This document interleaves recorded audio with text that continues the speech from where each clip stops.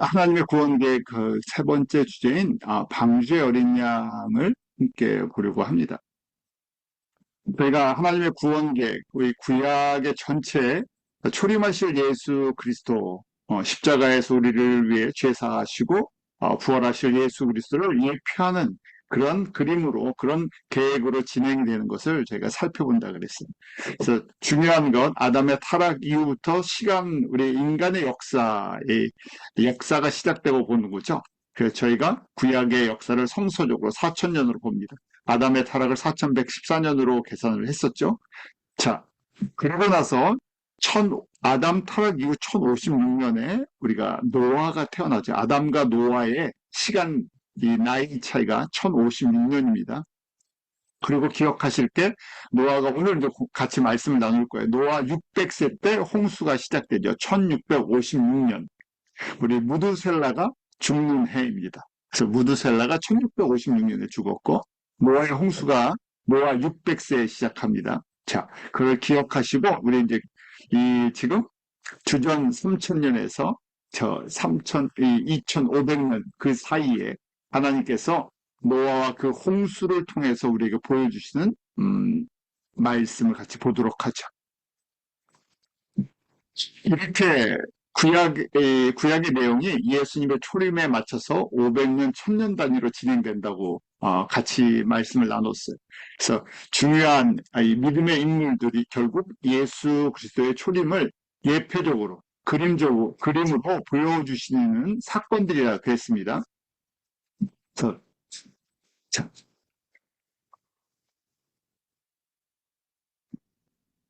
여제 후손으로 오시는 예수 그리스도를 보여주기 위해서 첫 번째 하나님의 구원 계획의 첫 번째 막이 열린 것이 가죽옷의 어린 양, 두 번째가 아벨의 어린 양, 그리고 창세기 5장 세 번째가 아담 족보의 이름을 통해서 우리가 보여주시는 그 어린 양 예수 그리스도. 오늘 네 번째는 바로 하나님의 구원의 이 네 번째 막이 열리는 거예요. 방주의 어린 양이라고 보죠. 이러면서 저희가 선명해지죠. 예수 그리스도를 통해서 어떻게 우리를 구원하시고 하나님의 나라로 인도하실 것인지에 대한 그림들이 하나씩 선명해지기 시작합니다. 방주의 모습 오늘 한번 저희가 같이 보도록 하겠습니다. 자, 하나님의 구원 계획인데 이 방주를 통해서 우리에게 심판과 또 하나님의 구원을 보여주시는데 거기에도 바로 어린 양 예수 그리스도의 예표의 모습이 있죠. 창세기 6장에 노아 시대의 특징들이 나와요. 저희가 잘 기억해야 되는 것은 마태복음 24장에 예수님의 재림의 징조가 바로 이 노아의 시대와 같다 그랬습니다. 그래서 노아의 시대가 그냥 가상의 그 신비 세계에 속한 전설의 고향같이 전설의 이야기가 아니라 성서에 기록된 있었던 역사적인 사건이고 그 똑같은 모습이 예수님의 재림 때 반복이 된다는 것이죠. 자, 그 특징들 첫 번째 보면 6장 5절에 창세기 6장 5절에 사람의 죄악이 세상에 가득했다고 되어 있죠.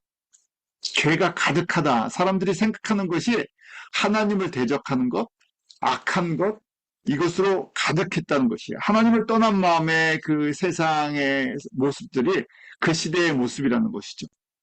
그래서 6장 5절 말씀처럼 사람의 죄악이 세상에 가득함과 그의 마음으로 생각하는 모든 계획이 항상할 뿐임을 보시고 악이라는 것은 우리가 생각하는 사회적인 경제적인 범죄 이런 것도 생각하지만 가장 궁극적인 악은 무엇이죠?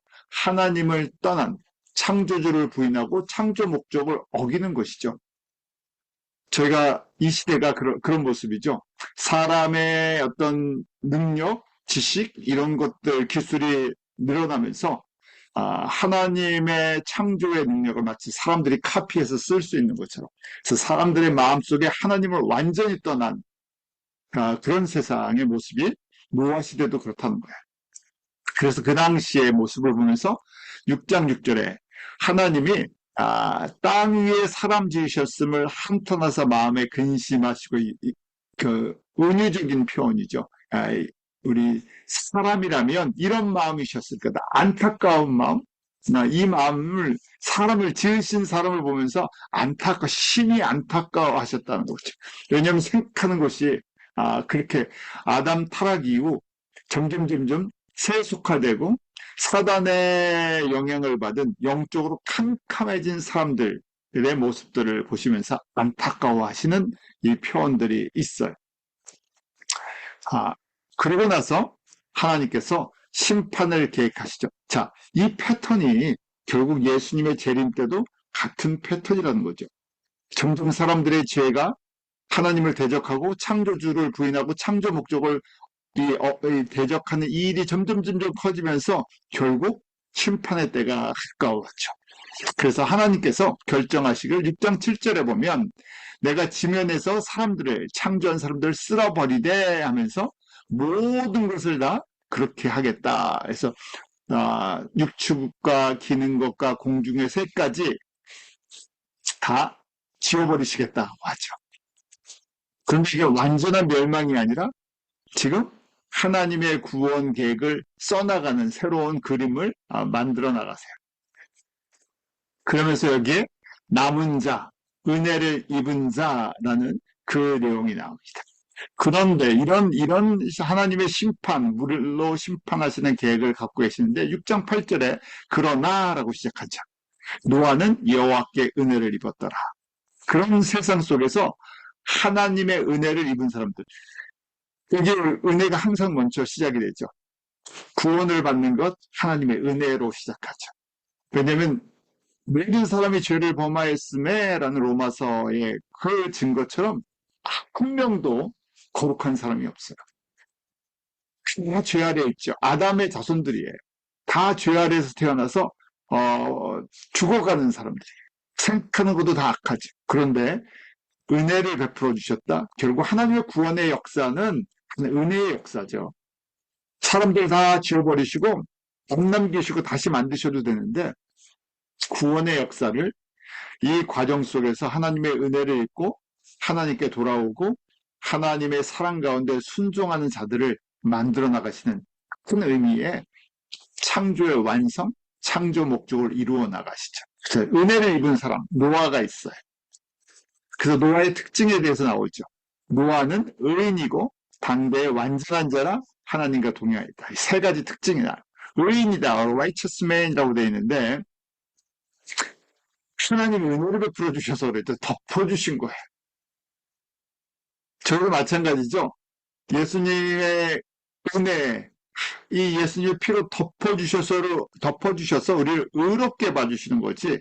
저희가 진짜 의로운 사람 아니죠. 예수님의 피가 덮임을 통해서 의롭게 되는 것. 바로 지금 이 노아와 그 가족들과 홍수와 물의 심판을 통해서 그것을 이제 하나의 큰 장면으로 보여주시는 거예요.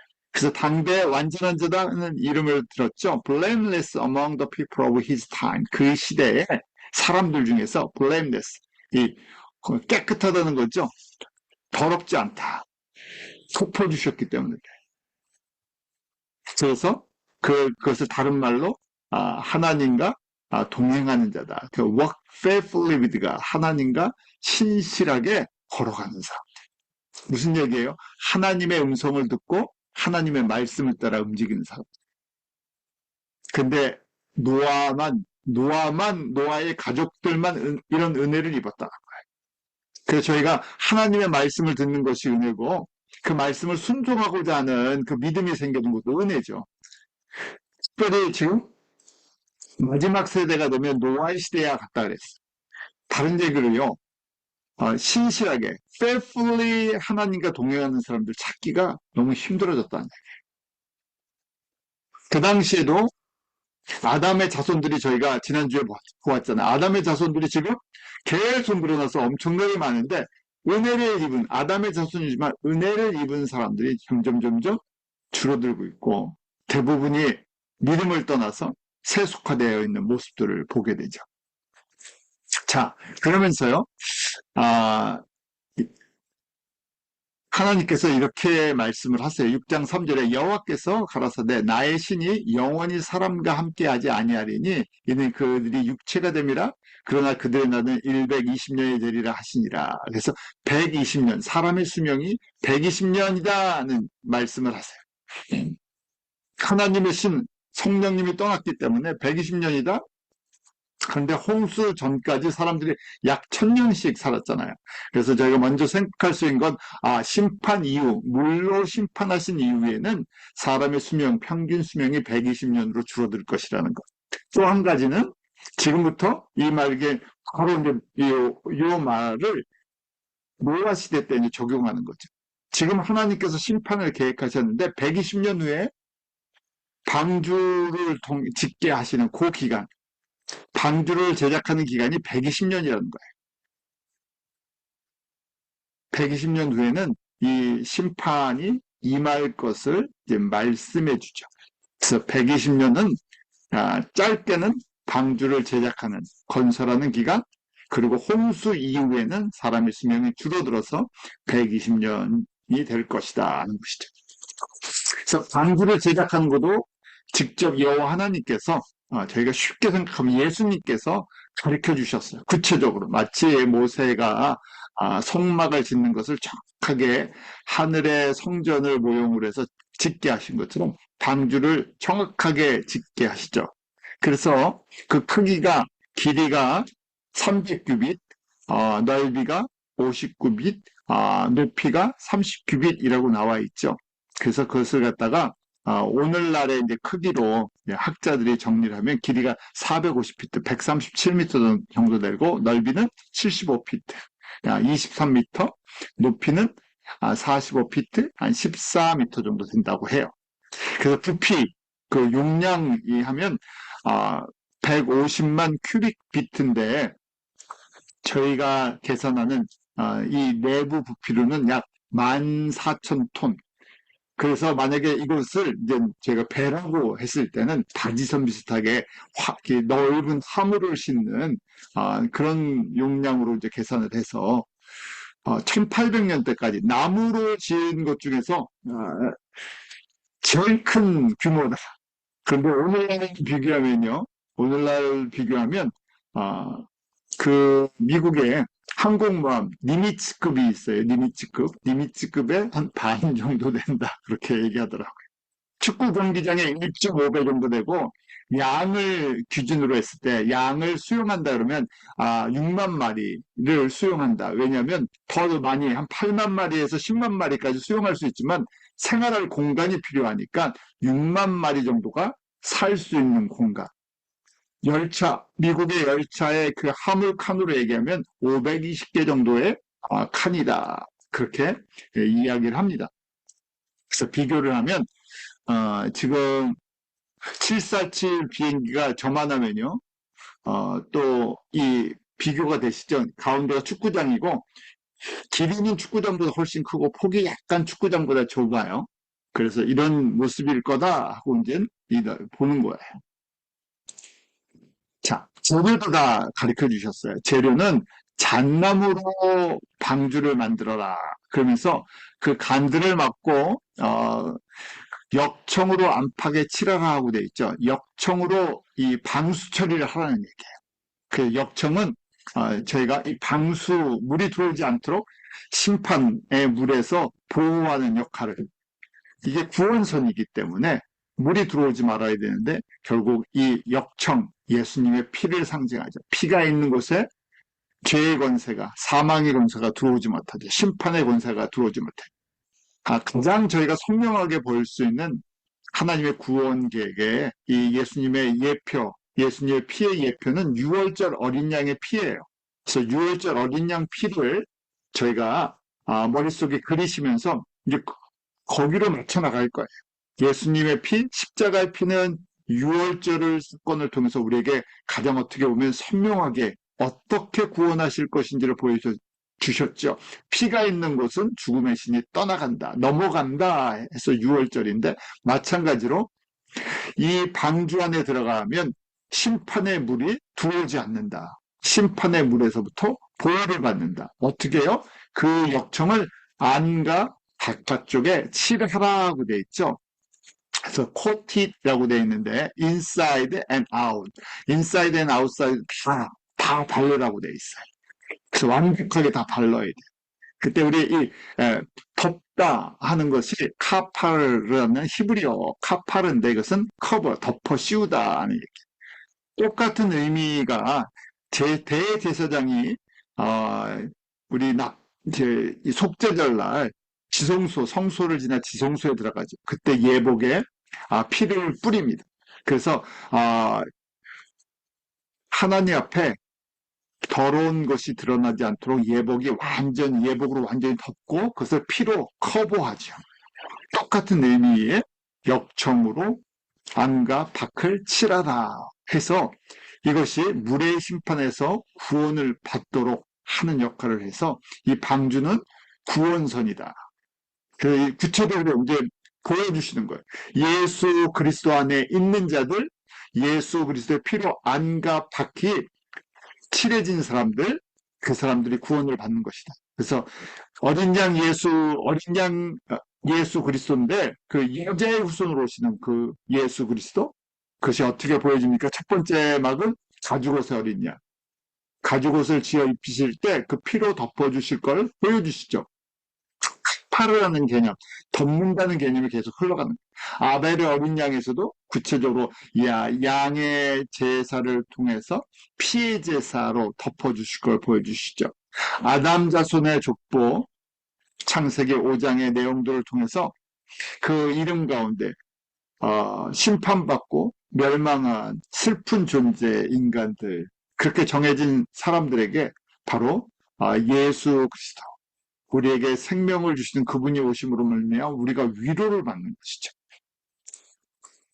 이렇게 한 장 한 장, 그래서 구체적으로 여자의 후손으로 오시는 예수 그리스도를 한 장 한 장 보여주고 계세요. 자, 홍수에 대한 내용들을 저희가 조금 볼 필요성이 있죠. 홍수에 대한 내용들인데요. 홍수 심판이 언제 시작됐냐? 창세기 7장 11절에 여러분들 외워두시는 게 좋겠죠? 언제 시작됐습니까? 노아 600세 되던 해 두 번째 날 17일, 한글 성경이 어려워요. 11의 날, 요새도 이렇게 쓰는지 모르겠습니다. 11의 날이 옛날 표현이죠. 영어를 보셔야 돼요. 17일이에요. 두 번째 날 17일. 그런데 저희가 성경에 두 가지 달력이 나와요. 그래서 저희가 절기 공부 하셨었던 분들은 조금 더 도움이 되시는데 성경에 달력이 두 종류가 나옵니다. 자, 그래서 우리가 달력 보는 법, 성경을 이해할 때 달력 보는 법을 해야 되는데 우리 현대력은 태양력이죠. 태양력이 참 있고요. 그 다음에 성경의 달력은 6월절, 우리 6월절을 기준으로 출애굽 때, 출애굽을 기준으로 달력이 만들어져요. 그 성경의 달력, 홀리 캘런더라고 해요. 그래서 우리 출애굽기 12장 이전에 나오는 날짜들은 밀력으로 봐요. 시빅 캘런더인데 유대인들이 원래 갖고 있었던 달력들, 농사절기를 기준으로 갖고 있는 달력들이에요. 그리고 나서 모세 때, 출애굽 때 우리가 성경의 달력이 만들어져요. 그래서 출애굽기 12장을 기준으로 그 이전과 이후로 나눌 수가 있습니다. 지금 창세기는 모세 시대 이전이잖아요. 아직 모세가 안 태어났죠. 그래서 저희가 밀력으로 보는 거예요. 자, 중요한 것이 밀력의 7월이 성력의 1월이에요. 6월절에 있는. 그래서 6월절, 무교절, 초실절, 성경의 1월달인데 니산 아비법이라고 하죠. 밀력의 7월이에요. 이제 헷갈리실까봐 그러시는데 이 집어도 중요한 것을 오셔도, 자, 중요한 것이 또 밀력의 1월달, 그 티슈리라고 얘기를 하는 달인데 이 티슈리가 성경으로는 7월달이에요. 그래서 7월달, 성경의 7월달에 우리가 가을절기, 나팔절, 속죄절, 장막절에 있습니다. 그 로시 하샤나가 나팔절이 새해예요. 원래는 로시 하샤나의 정확한 뉴 이어가 시작되는 1월달인데 밀력을 기점으로 해요. 그래서 유대인들이 민력의 1월달, 성경의 7월달, 그때 로시아샤나에서 우리 나팔절을 지키죠. 저희 이름은 9월과 10월이에요. 가을절기니까 9월과 10월.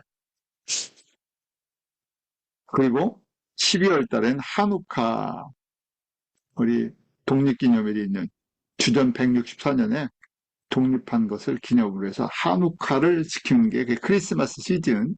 아, 예. 자, 조금 더 다시 정리해서 보실까요? 이것을 왜 해두셔야 이해가 가십니다.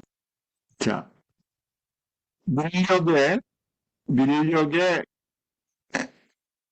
7월 달이 성경의 우리 1월 달이라고 말씀드렸죠. 밀력의 7월 달이 성경의 1월 달. 밀력의 1월 달이 성경의 7월 달. 성경의 1월 달이 밀력으로 그때 6월절이 있고요. 자, 이제 다시 이제 올라갑니다.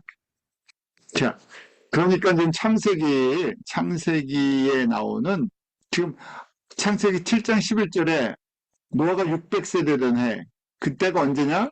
아담 출생 기준이에요. 1656년. 왜냐면 노아가 1056년에 태어났고, 그리고 600세가 되는 해니까 1056 더하기 600. 그 1056년, 1656년 두 번째 달이니까 밀력의 두 번째 달이에요.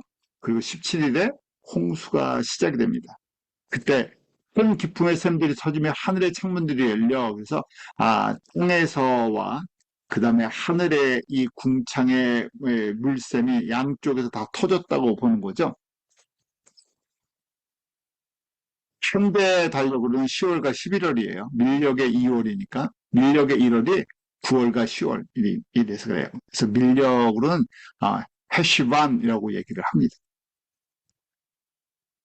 인포메이션이 너무 많으세요? 괜찮으시죠?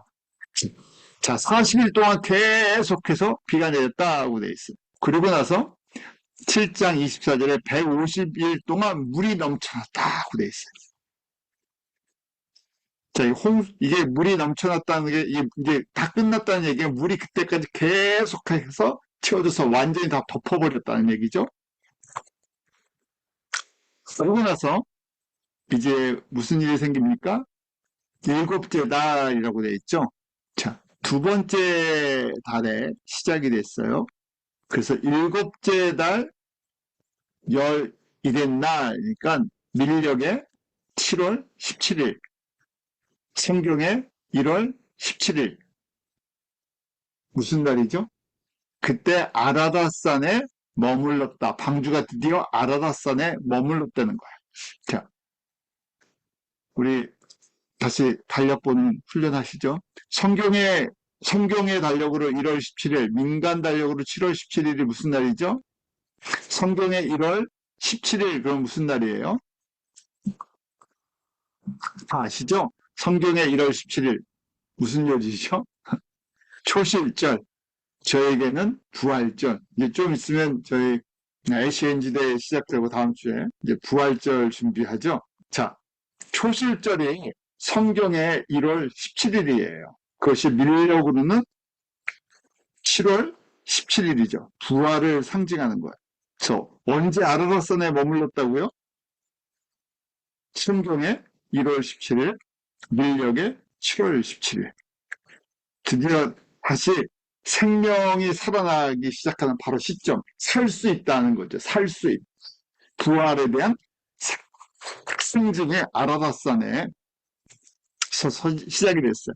그러면서 하나님께서 8장에 보면 은혜를 베풀어 주시기 시작해서 이제 물이 말라갑니다. 바람이 불고 이제 물이 말라가.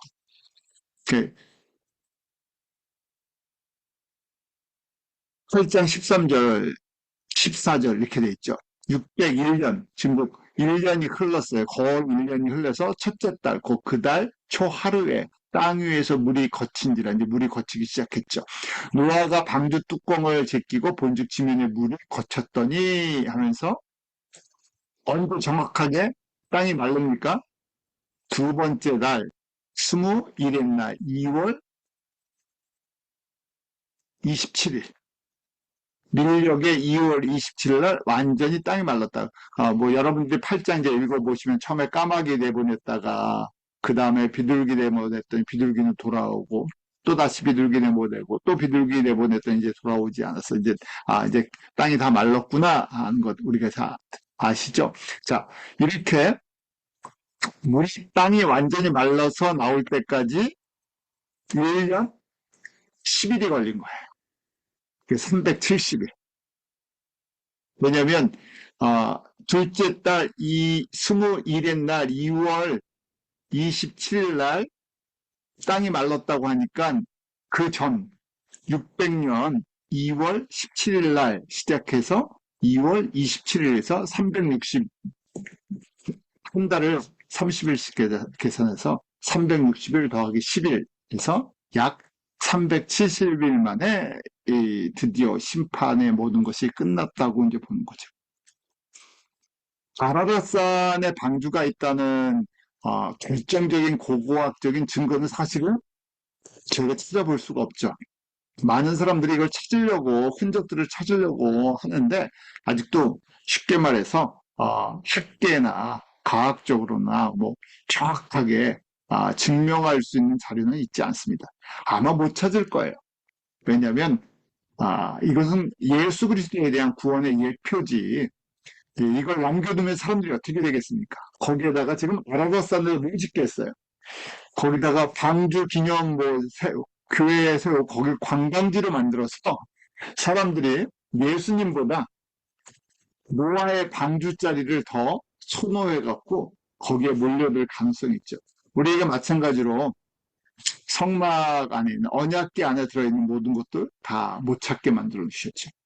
왜냐하면 사람들의 속성이 심리가 눈에 보이는 물질적인 것, 육체적인 것, 좋은 자를 더 추구하는. 왜? 우리가 육신의 눈을 갖고 있어서 많은 사람들이 육신의 눈을 따라 움직이는 속성이 있기 때문에 그렇죠. 그래서 예수님께서 이 부분들은 다 감춰두었다고 생각됩니다. 기회가 있을 때 우리 절기 공부 다시 한번 해야 되겠죠? 자, 그래서 저희가 보는 거예요. 이 마지막 때를 보면서 예수님께서 노아의 때와 같다고 말씀하시죠. 이 내용들을 정리해서 여러분들이 보시는 거예요. 우리 처음에 봄절기는 예수님의 초림을 상징해 주는 거예요. 그래서 유월절, 무교절, 초실절. 예수님의 십자가의 죽으심과 무덤에 들어가심과 부활하심. 정확하게 예수님께서 유월절 어린 양으로 이 절기, 그래서 저희 절기는 하나님의 구원 계획을 보는 시간표다, 달력이다 하는 것이죠. 그래서 저희가 이 표는 외우고 계셔야 돼요. 왜냐하면 학교에 들어가면 저희가 시계 보는 법이랑 그다음 날짜 보는 법, 달력 보는 법을 보죠. 그래서 저희가 시간 개념, 날짜 개념이 있어야 하루하루 어떻게 맞춰서 살아야 되는지 계획을 하기 쉽거죠. 그리고 적응해 나가죠. 마찬가지예요. 저희가 세상에 적응하기 위해서 시간과 요 날짜, 연도라는 개념을 갖고 있듯이 하나님께서 하나님의 구원을 이루어 나가시는 이 계획을 이 달력을 통해서 유대인들에게 구약 성경에 또 저희들에게 가르쳐 주셨어요. 이것도 예표죠. 그래서 정확하게 예수님의 초림은 봄절기에 맞추셨어요. 예수님께서 유월절 어린 양으로 오셔서 금요일 날, 유월절이 시작된 금요일 날 십자가에 달리시고 토요일 날 무덤에 들어가시고 그리고 저희가 주일이라고 얘기하는 부활주일이라고 얘기하는 초실절 날 부활하셨죠. 정확하게 이걸 맞춰주셨어요. 그러고 나서 50일이 지나서 오순절이 시작되면서 교회가 시작됐죠. 교회 시대가 시작됐습니다. 교회 시대는 오순절이 율추수를 시작해서 이제 추수의 시간이거든요. 그래서 3월부터 성경의 달력이에요. 3월부터 7월까지 4개월이 추수 기간인데 사도행전을 통해서 또 로마서를 통해서 성신서를 통해서 가르쳐 주셨죠. 유대인을 먼저 추수하는 것이 아니라 키워져 추수할 밭을 보라고 하셨는데 그것이 이방인 지역, 이방인 추수를 갖다가 예수님께서 진행하게 하시죠. 그래서 바울에게 2차 선교 여행 때 바로 마게도니아 비전을 통해서 유럽으로 넘어오게 하셨어요. 그래서 유럽을 먼저 추수하기 시작하시죠. 그리고 2000년의 시간 동안 유럽에서부터 시작돼서 아메리카로, 아시아로, 아프리카로 추수의 밭이 확장되어 왔어요. 그래서 지금 4개월의 이제 마지막 부분이 다가오고 있어요. 왜요? 저희가 2000년에 이제 추수의 시간, 이방인 추수의 시간이 어느 정도 끝나가는 시점에 있죠. 그래서 노아의 때와 같다고 하는 이 내용을 저희가 잘 이해하셔야 돼요. 왜냐하면 예수님께서 노아의 때와 물로 심판하시는 것을 통해서 예수님의 다시 오심과 불로 심판하는 것을 예표적으로 보여주셨다는 거예요. 그래서 그 당시의 사회적인 영적인 상황이랑 예수님이 다시 오실 때 재림 당시의 상황이 비슷하다는 얘기예요. 그래서 저희가 가을절기라는 나팔절, 속죄절, 장막절 이 세 절기는 예수님의 재림과 연결되는 절기고 예수님이 초림하실 때 이것을 지키신 것처럼 저희도 재림의 시기 정확하게 모르지만 언제쯤일까? 이 가을절기 시기에 예수님이 다시 오실 거라고 보는 거죠. 그래서 저희가 9월과 10월, 우리 달력으로 9월과 10월, 유대인들이 지금 성경의 달력으로는 7월달, 유대인들의 달력으로는 1월달, 그 가을절기, 나팔절, 속죄절, 장막절, 나팔절이 예수님이 공중 재림하시는 것, 속죄절 때 7년 환란으로 보고 장막절을 우리가 천년 왕국으로 보는 것이죠. 그래서 여러분들이 절기표를 외우고 계셔야 되고 이해하고 계셔야 돼요. 왜냐하면 이게 하나님의 구원의 계획표, 시간표, 때를 보는 중요한 그런 도구가 되기 때문에 그렇죠. 자, 노아의 때에 갔다고 예수님께서 이제 십자가를 지시기 전 화요일 날 이 말씀을 하세요. 왜냐하면 이제 곧 교회 시대가 시작되고 이방인 추수가 시작될 때인데 끝이 있다는 얘기예요. 추수의 끝에 대한 말씀을 가르쳐 주시는 거죠. 그래서 노아의 때와 같이 인자의 마음도 이러하리라 재림하시는 말씀이었어요. 홍수전에 노아가 방주에 들어가던 날까지 사람들이 먹고 마시고 장가들고 시집가고 있으면서 홍수가 나서 그들을 다 멸하기까지 깨닫지 못하였더니 라고 돼 있죠.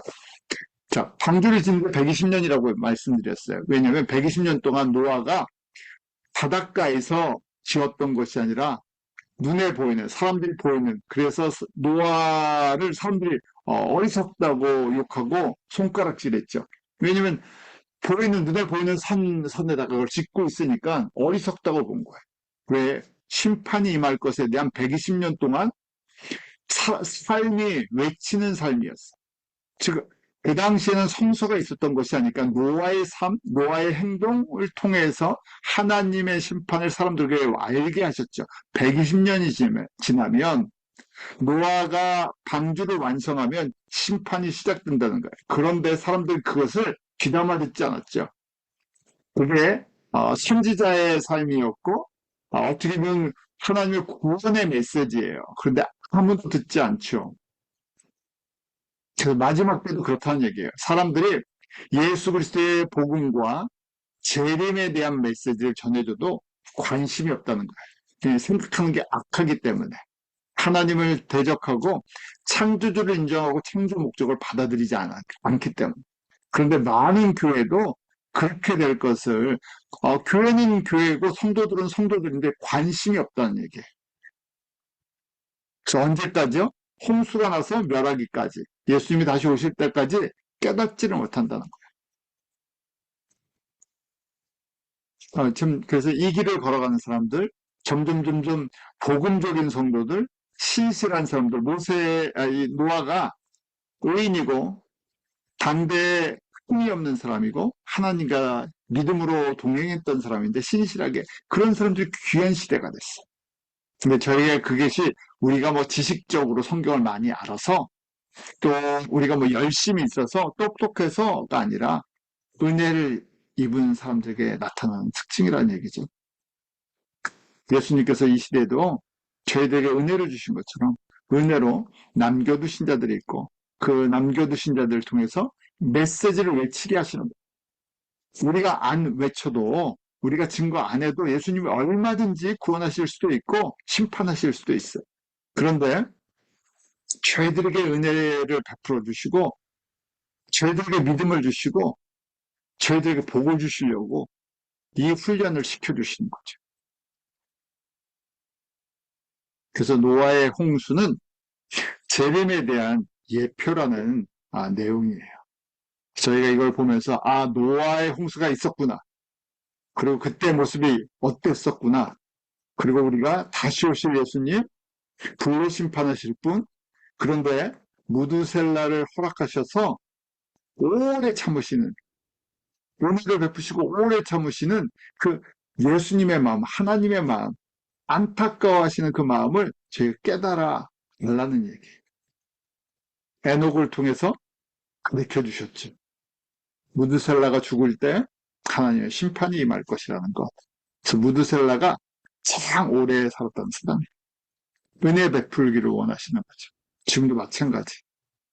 어떤 분들이 그러죠. 항상 종말 때, 종말의 때 그러는데 그렇게 종말 때라고 바울부터 시작해서 지금 2000년이 흘렀는데 종말, 재림 이거는 그냥 상징적인 얘기지 실제 일어나지 않습니다 하고 말하는 분들도 계세요. 예수님께서 오래 참아주시지만 여러 가지 예표들이 노아의 홍수 때의 모습들을 저희가 살고 있다는 것이죠. 자, 창세기 또 저희가 10장에도 이 이름들이 나와요. 그 다음에 연들들이 나와요. 홍수 이후의 10대 손들이죠. 우리 셈부터 아브라함까지 이제 10대 손의 그 이름들과 제가 나이들을 볼 수 있어요. 자, 셈은 노아가 500세에 태어나죠. 그래서 셈이 1558년에 태어납니다. 그리고 100세 때 아르박삭을 낳았고, 그래서 아담 기준으로 2158년, 600년을 살다가 떠나죠.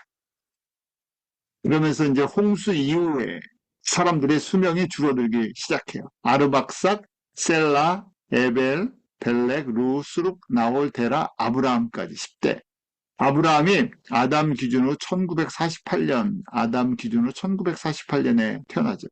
100세에 이삭을 낳습니다. 이삭은 60세에 야곱을 낳았고요. 자, 저희가 보는 것처럼 아브라함은 175세를 살았는데 아브라함 이후 수명이 이제 더 많이 줄어드는 것을 저희가 보기 시작해요. 그래서 우리 두 가지 한번 표를 비교해 보죠. 아담부터 노아까지 우리 아담부터 노아까지 1000년씩 약 1000년씩 900년에서 1000년 사이에 살던 기준들을 한번 저희가 보는 거예요. 그 사람들이 이때의 환경이랑 홍수 이후의 환경이 완전히 달라졌구나 하는 걸 보게 돼요. 그래서 저희가 지구를 보호해주는 물층이 위에 있었던 물층이 깨어지고 터지는 바람에 현재의 모습, 이제 변화된 지구의 환경으로 바뀌었을 거라고 이제 보는 거예요. 그리고 사람의 수명이 120년이라고 말씀하신 것처럼 이제 야곱 이후부터 사람들의 수명이 계속 이제 줄어들어서 모세 때는 7, 80이었죠. 그러다가 요새 다시 평균 수명이 늘어나고 있어요. 그래서 100세 세대다 그러는데 그냥 성소적으로 봤을 때 맥시멈 살 수 있는 게 한 120년 되지 않을까 한번 봅니다. 자, 우리 에녹이 하나님과 동행하는 복을 누렸고 그다음 무드셀라의 죽음 1656년이죠. 1656년 무드셀라의 죽음이 홍수를 가져오죠. 노아 600세 때. 자, 영적인 의미를 한번 이제 살펴보면서 정리를 하죠. 이 셈의 계보를 통해서 저희가 이해할 수 있는 것, 하나님의 구원 계획이 아담 타락부터 노아 홍수까지, 홍수 이전까지예요. 약 1600년간. 그때 이제 하나씩 여제 후손으로 오시는 예수 그리스도에 대해서 한막 한막 보여주셨습니다. 제주곳에 어린 양을 보여주셔서 어떻게 우리의 허물과 죄가 덮임을 받을 것인지, 그 다음에 그것을 기억하게 하기 위해서 제사라는 것, 동물의 피의 제사를 지내게 했죠. 그것을 믿음으로 받아들였던 아벨이 어린 양을 이 제물을 드림으로 말미암아 그것을 기억하고 있습니다. 저희도 마찬가지죠. 예수 그리스도의 구원과 예수 그리스도의 재림을 통해서 완성되는 하나님의 나라, 완전한 구원, 새하늘과 새 땅에 대한 이 믿음을 말씀을 통해서 저희가 기억하고 붙들고 예수님과 동행하는 거죠. 또 아담 계보의 이름을 통해서 이 1600년 동안 어떻게 여호와 하나님께서 인간의 역사를 이끌고 나가실지. 그래서 역사는요, 사람들이 만드는 것이 아니라 뭐라고요? 이 제목처럼 하나님의 구원의 역사예요. 우리 개인도 하나님의 구원의 역사 가운데 들어가 있는 거죠. 내가 예수 그리스도의 이름을 부를 수 있다는 건 은혜 받은 증거예요. 그래서 내가 고백하잖아요. 우리가 고백하죠. 예수를 나의 주, 나의 하나님, 내 인생에, 내 가정에, 나의 모든 것에 주인 되시고 구원자 되심을 고백하는 거예요. 그래서 그분의 말씀을 따라, 그분의 인도하심을 따라 살아가는 것을 훈련하는 거죠. 왜? 그렇게 살아본 적이 없기 때문에. 그래서 그것이 faithful with, 이 walk faithful with God, 이 노아가 하나님과 동행했다. 그 믿음은 어디서부터 나옵니까? 하나님의 말씀을 받아들여서 순종하는, 거기서부터 시작되죠. 그래서 저희가 성경을 먼저 아는 것, 성경을, 왜냐면 말씀이 없이는 믿음이 자랄 수가 없으니까 이걸 잘 정리를 해서 그 다음에 소화하는 과정이 꼭 필요해요. 아무리 많은 지식이 있어도 믿음으로 살지 않으면 아무 의미가 없죠. 그 지식이 결국 거꾸로 율법이 돼서 나를 넘어지게 하기도 하고 다른 사람을 넘어지게도 합니다. 그런데 내가 순종할 때 은혜를 입은 증거죠. 자, 이렇게 1600년 동안 아담 타락 이후 노아 홍수 이전까지 무의하게, 그래서 우리가 영적 유아기 같다. 그 하나님의 구원 계획에 어떤 파운데이션을 깔아주긴 하셨는데 그림이 희미하게 보이던 시절이죠. 자, 셈의 계보부터 이제 셈부터 아브라함까지 홍수 이후죠. 10대 이 열대 손까지 이것도 마찬가지예요. 창세기 10장에서도 10명의 이름을 딱 그렇게 집어넣죠. 하나님의 구원의 역사를 이루어 나가는 10명의 사람들의 이름을 집어넣습니다. 의도적으로 아담 타락 이후 노아까지 10대, 셈부터 아브라함까지도 10대 이렇게 자르셨죠. 7이랑 3이라는 숫자를 합쳐서 하나님의 구원의 완전성, 하나님의 숫자 7, 하나님의 구원을 완성하는 숫자 7이라는 숫자와 3이라는 삼위일체 하나님의 완전성, 이 두 가지, 하나님의 숫자 두 가지를 완벽하게 합쳐서 10이라는 걸 만드셨어요. 그래서 이 과정을 통해서 하나님의 구원이 계속해서 진행되고 있는 것. 인간의 역사, 아담 타락 이후 한쪽에서는 인간의 역사가 진행되고 있고 한쪽에서는 또 그 밑바닥에는 하나님의 구원의 역사가 진행되고 있습니다. 그런데 많은 숫자, 큰 흐름은 인간의 역사가 더 커 보이고 더 많죠. 그런데 반드시 노아의 심판을 통해서 보여주시는 것처럼 하나님의 심판이 임할 것, 하나님의 백성들이 구원받은 걸 보여주시죠. 홍수 후에 인간의 수명이 점점 줄어드는 쪽으로 가고 첫 자녀의 출생의 나이도 지금 현재와 비슷한 모습으로 가고 물층의 파괴가 하나님의 진노의 결과, 물층의 파괴, 심판의 결과로 인해서 생태계, 지구의 환경 모든 것이 점점 열악한 조건으로 바뀌었죠. 그래서 저희가 이 모습을 보면서 사람들이 이걸 하나님의 능력을 카피해서 흉내내서 더 좋은 세상, 요즘 외치는 것들이 그러죠. 뭐 사람들이 AI를 만들어내고, 그 다음에 휴머노이드 로봇을 만들어내고, 다양한 것들을 만들어내면서 그렇게 외친대요. 정말 더 좋은 세상, 아름다운 세상을 만들겠다. 그런데 우리의 속사람이 변하지 않는데, 이런 물질적인, 과학적인, 기술적인 것이 발전된다고 모든 것이 다 좋아지는 것이 아니죠. 왜냐하면 지금 노아의 때에 똑같아요. 사람들의 생각이 약하고 하나님을 대적하는 으로 가득 차버리기 때문에 하나님을 떠난 사람들이 만들어 놓은 결과죠. 그래서 저희가 이 모습들을 보면서 다시 오실 예수님, 특별히 저희는 이 4천년의 구약의 역사를 보면서 또 다시 오실 예수님을 저희가 기대하며 살아가고 있죠. 이 시대의 그런 믿음으로 바라보고 믿음으로 순종하고 예수님과 동행하는 은혜가 저희 가운데 있기를 원합니다. 기도하겠습니다.